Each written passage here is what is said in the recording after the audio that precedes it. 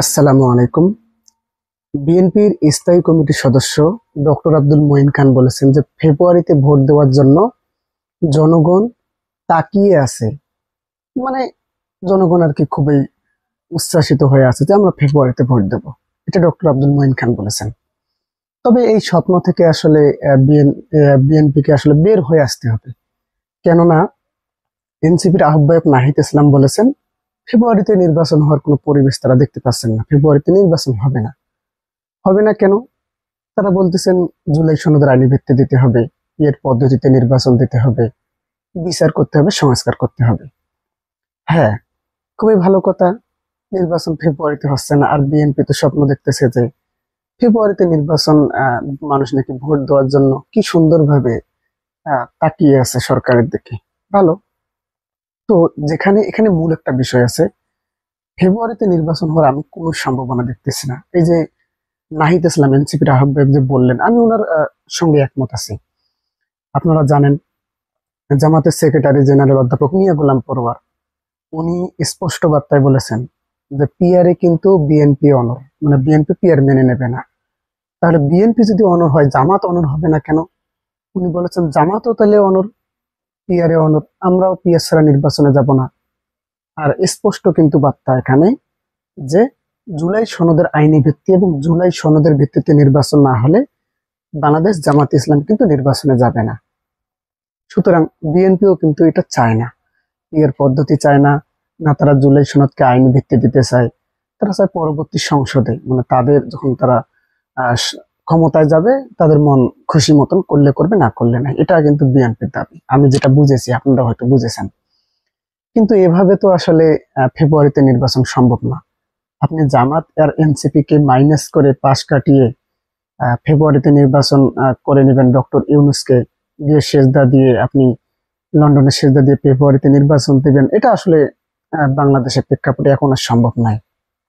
এখন আসলে বাংলাদেশের মানুষ, বাংলাদেশের রাজনীতিবিদরা আসলে অনেক উঁচু লেভেলে চলে গেছে, অনেক জ্ঞানী। বাংলাদেশের সাধারণ মানুষও এখনো সবকিছু বোঝে। জুলাই সনদে যেখানে আইনি ভিত্তি নেই, নতুন সংবিধান নেই, সেখানে ফেব্রুয়ারি মাসে নির্বাচন হবে, এটা আসলে বিশ্বাসযোগ্য নয়।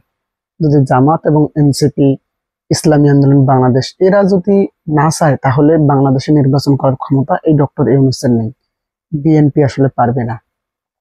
আর একটা 96-এর মতো নির্বাচন করবে একতরফা ভাবে, এটা আসলে এই যুগে এসে সম্ভব না। যদিও তখন নির্বাচন করে মাত্র 12 থেকে 18 দিন সরকারে ছিলেন বিএনপি চেয়ারপারসন বেগম খালেদা জিয়া, তারপরে ওনার পতন হয়েছে। তবে এটা 2024, এখন মানুষ আন্দোলন করতে শিখে গেছে, এখন আর এটা আসলে সম্ভব না। ফেব্রুয়ারিতে নির্বাচনের স্বপ্ন থেকে আমি বলতেছি যে ফেব্রুয়ারিতে নির্বাচনের স্বপ্ন থেকে বিএনপিকে বের হয়ে আসতে হবে।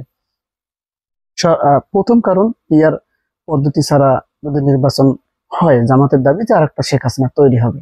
হ্যাঁ, এখানে কিন্তু আসলে পিআর এর অসুবিধা যেমন আছে, সুবিধাও কিন্তু তেমন আছে। আরেকটা শেখ হাসিনা, আরেকটা স্বৈরা শাসক শেখ মুজিবকে যদি তৈরি করতে না চান, তাহলে পিআর পদ্ধতিতে মেনে নিতে হবে আপনাকে। এটা বাধ্যতামূলক। যদি আপনাদের ছেলে মেয়েদের জীবন আর একবার আন্দোলনে দিতে না চান, তাহলে পিআর পদ্ধতিতে মেনে নিতে হবে আপনাকে। এটা আসলে মোটেও অবাক হওয়ার কিছু বিষয় না, তবে অসুবিধা একটু আছে, ওটা আপনাকে মেনে নিতে হবে। যাই হোক, ওটা তার ব্যাপার, দলের ব্যাপার। তবে আমার যে বক্তব্য যেটা, যে আসলে ফেব্রুয়ারিতে নির্বাচন, এই স্বপ্ন থেকে আসলে বিএনপি কে বের হয়ে আসতে হবে। এটা আসলে বাংলাদেশের বর্তমান প্রেক্ষাপটে আসলে এনসিপি এবং জামাতকে পাশ কাটিয়ে যাওয়ার বিষয় নয়।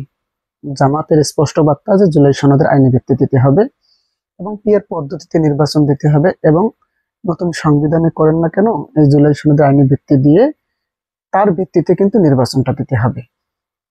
তবে বিএনপির কিন্তু স্পষ্ট বার্তা, তারা পিআর মেনে নেবে না, জুলাই সনদ বাস্তবায়ন করতে দেবে না। এখন সংসদ নাকি সংস্কারগুলো যেগুলো হয়েছে ওগুলো নাকি 2 বছর, 2 বছরের মধ্যে বাস্তবায়ন করবে নির্বাচিত সরকার, এটা বিএনপির দাবি। তবে এই দাবি তো এখন জনগণ তো খাবে না। জনগণ তো বোঝে যে এটা একটা ভাওতাবাজি। পরবর্তীতে যারা সরকারে যাবে তারা আসলে কি সংস্কার করবে, কি বাস্তবায়ন করবে, এটা আসলে বাংলাদেশের মানুষ এই শেখ হাসিনাকে দেখে বুঝে গেছে।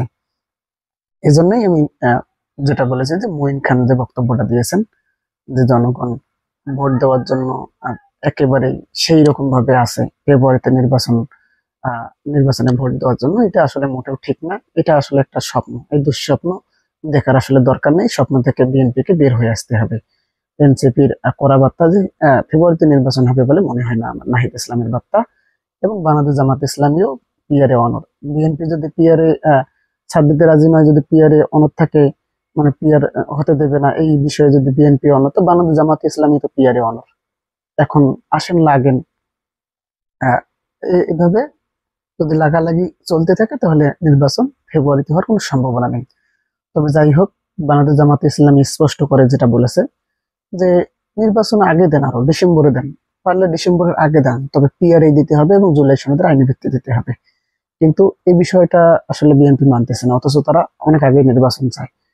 এটা মানতেছে না কেননা আপনারা এতদিন হয়তো বুঝে গেছেন, ওই যে যদি জুলাই সনদের আইনি ভিত্তি দিতে হয় তাহলে মনে করেন তারা 71 কে আর বিক্রি করতে পারবে না, চেতনা ব্যবসায়ী আহ চেতনা বিক্রি করে চলতে পারবে না। এই জন্যই কিন্তু তারা জামাতকে আহ ভয় রাখতে কিন্তু এই কাজটা করতেছেন। এই জন্য তারা সংবিধান সংশোধন চায় না, নতুন সংবিধান তারা লিখতে চায় না। এটাই কিন্তু মূল উদ্দেশ্য। তো আপনারা যদি এসব না চান তাহলে কিন্তু এখানে নির্বাচনের স্বপ্ন দেখারও আসলে আহ, দরকার নেই। ফেব্রুয়ারিতে নির্বাচনের স্বপ্ন দেখার দরকার নেই, কেননা একতরফা ভাবে নির্বাচন আপনারা করতে পারবেন না, সেই ক্ষমতা এখন আপনাদের নেই।